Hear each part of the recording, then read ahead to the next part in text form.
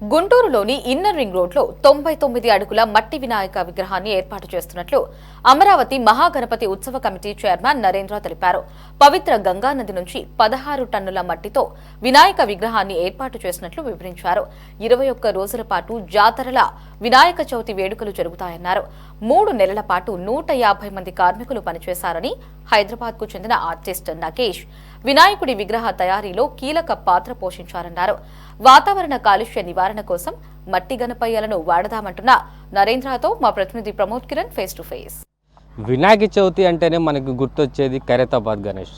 అలాంటిది చరిత్ర తిరగరాస్తూ కూడా గుంటూరు నగర నడిబొడ్డున ఇన్నర్ రింగ్ రోడ్లో 99 అడుగుల విగ్రహాన్ని మట్టి విగ్రహాన్ని ఏర్పాటు చేశారు. అయితే ప్రస్తుతం మనం 99 అడుగుల మట్టి విగ్రహం వద్ద ఉన్నాము.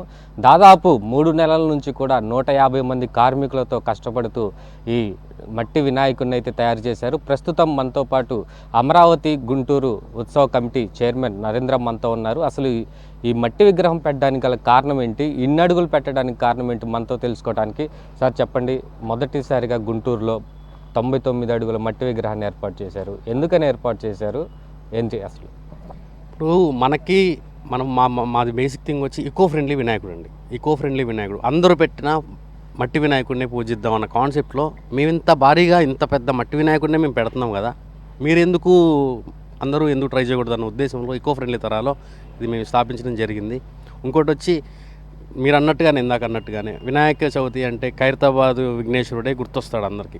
సో మన గుంటూరు, మన అమరావతి, మన రాజధాని, మనం తెచ్చుకున్న రాజధానిలో ఎందుకు మనకి ఈ పేరు రాకూడదు అన్న ఉద్దేశంలో మేము ఇట్లా దీన్ని నిర్మించడం జరిగిందండి. ఎన్ని రోజుల నుంచి చేస్తున్నారు, ఎంతమంది పాల్గొన్నారు, ఎక్కడి నుంచి వచ్చారు దీన్ని పనిచేసే వాళ్ళు కూడా? 3 నెలల నుంచి వర్క్ స్టార్ట్ చేసామండి. 150 మంది ఉత్తరప్రదేశ్ నుంచి, వెస్ట్ బెంగాల్ నుంచి రావడం జరిగింది. 150 మంది పనిచేశారండి.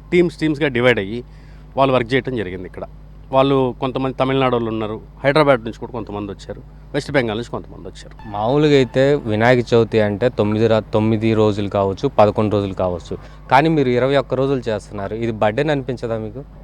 దేవుడి కన్నా మనకు బర్త్డేనే ఉందండి. ఇది 21 డేస్ కాన్సెప్ట్ కూడా ఎందుకు పెట్టుకున్నామంటే, కాణిపాకం 21 రోజులు పూజ చేస్తారు వినాయక చవితికి. 21 రోజు అక్కడ నిమజ్జనం జరుగుతుంది. ఆ విధంగా మేము ఇక్కడ కూడా అదేవిధంగా ఆ రోజు ప్రతిరోజు 21 హోమాల కోసం ప్రత్యేక యాగశాల ఏర్పాటు చేయడం జరిగింది బయట. అక్కడ ఎలా చేస్తారో అలా తప్పకుండా ఆ విధంగా మేము చేద్దామన్న ఉద్దేశంతో 21 రోజు ప్లాన్ చేయడం జరిగింది. ఈ మట్టిని కూడా ఎక్కడి నుంచి సేకరించారు, ఎట్లా తీసుకొచ్చారు అసలు ఇంత మట్టి మొత్తం మనం గంగానది నుంచి వచ్చిందండి. అక్కడ మేము ఇక్కడ ఉంటాయి మనకు చిన్న మూటలు ఉన్నాయి చూడండి, అవి మొత్తం ట్రైన్లో వచ్చినాయి మన దగ్గర. ఇక్కడ ట్రైన్లో విజయవాడ దాకా వచ్చింది. విజయవాడ నుంచి మనం ట్రాన్స్పోర్ట్ తీసుకొని ఆ మట్టి ఇక్కడ తీసుకొచ్చి పెట్టడం జరిగింది.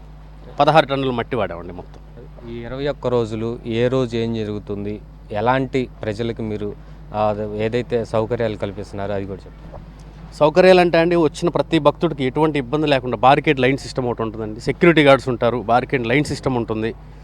ఎటువంటి ఇబ్బంది లేకుండా లేడీస్కి సపరేట్గా బౌన్సర్లు వస్తారు. ఎటువంటి ఇబ్బంది లేకుండా ఏ సౌకర్యాలు, ప్రసాదం వితరణ కూడా ఇక్కడే జరుగుతుంది. మనకి వాళ్ళు ఏదన్నా ఈ జిహెచ్ఎంసీ వాష్రూమ్ అవి పెట్టాము. ఇంకోటి స్టేజ్ 21 డేస్ ప్రతిరోజు సాయంత్రం పూట సాంస్కృతిక కార్యక్రమాలు జరుగుతాయండి. ఒకరోజు భరతనాట్యం కావచ్చు, ఒకరోజు మన సంస్కృతి సాంప్రదాయాలకు సంబంధించిన ప్రతిరోజు ఒక కార్యక్రమం అనేది ప్రతిరోజు జరుగుతుందండి. ఇక్కడ 21 డేస్ జరుగుతుంది. ఇంకా ఏంటి అసలు అంటే వినాయక చవితి అంటేనే లడ్డు వేలంపాటకి చాలా ఫేమస్. అట్లాంటి వేలంపాట ఎన్ని కేజీలు లడ్డు పెడుతున్నారు, ఎంతవరకు అది అంటే మీరు ఎంతవరకు పోయే అవకాశం ఉంది? అది ఎంతవరకు వెళ్ళిద్ది అనేది అది దేవుడి బాధ్యత అండి. ఆయన ఎంతవరకు తీసుకెళ్తారో మనకు తెలియదు. మనవరైతే 99 కేజీలు లడ్డు పెడుతున్నామండి ఇక్కడ. అది కూడా బాలాజీ స్వీట్స్, మన విజయవాడ బ్రాంచ్ ఉంది కదండి, బాలాజీ స్వీట్స్ వారు వాళ్ళే మనకి స్పాన్సర్షిప్ కింద 99 కేజీ లడ్డు వాళ్ళే ఇస్తున్నారండి.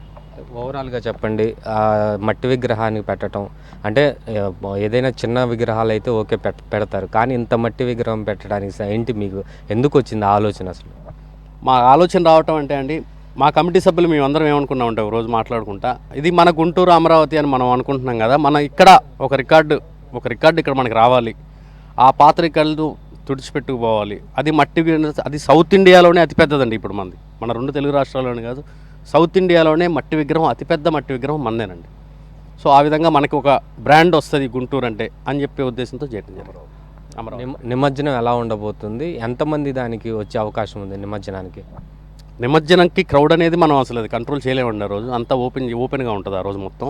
2 ఫైర్ ఇంజన్లు వస్తాయండి. దాదాపు 2 గంటలు ఫైర్ ఇంజన్లు కష్టపడితే అది మన విగ్రహం నిమజ్జనం కార్యక్రమం జరుగుతుందండి. అది సాయంత్రం పూట స్టార్ట్ చేస్తాం. అదే రోజు అన్నదానం కూడా జరుగుతుంది. ఇది పూర్తిగా చూసుకుంటే ఏదైతే 99 అడుగుల మట్టి విగ్రహం వద్ద కూడా 150 మంది కార్మికులతో పెద్ద ఎత్తున కూడా 3 నెలల నుంచి కష్టపడుతూ ఏదైతే వెస్ట్ బెంగాల్ నుంచి కావచ్చు, లేదంటే హైదరాబాద్ నుంచి ఆర్టిస్టులు కానీ కార్మికులు కానీ తెప్పించినటువంటి పరిస్థితి, ఏదైతే ఖైరతాబాద్ గణేష్ చరిత్రను కూడా తిరగరాసేందుకు అమరావతి రాజధాని సిద్ధమైందని చెప్పుకోవాలి. అయితే 21 రోజులు దీన్ని నిర్వహించి ఒక పండగ వాతావరణం, ఒక జాతరలాగా వినాయక చవితి చేయడానికి కూడా ఉత్సవ కమిటీ అయితే ముందుకు వచ్చారు. అయితే 21 రోజులు కూడా యాగాలు కావచ్చు, లేదంటే వచ్చేటువంటి వారికి సౌకర్యాలు కల్పించడంలో ఎక్కడా కూడా ఎటువంటి వచ్చే భక్తులకు ఎటువంటి అసౌకర్యం కలగకుండా కూడా వచ్చేటువంటి పిల్లలకు కూడా కావలసినటువంటి సదుపాయాలు కల్పిస్తూ పిల్లలు వచ్చినప్పుడు ఆడుకోవటానికి కూడా ఆ జెయింట్ వీల్ ఇట్లాంటి ఏర్పాటు చేసినట్లుగా కూడా తెలుపుతా ఉన్నారు. కెమెరామెన్ షణ్ముఖతో ప్రమోద్ కిరణ్, సిటీ 24/7 గుంటూరు.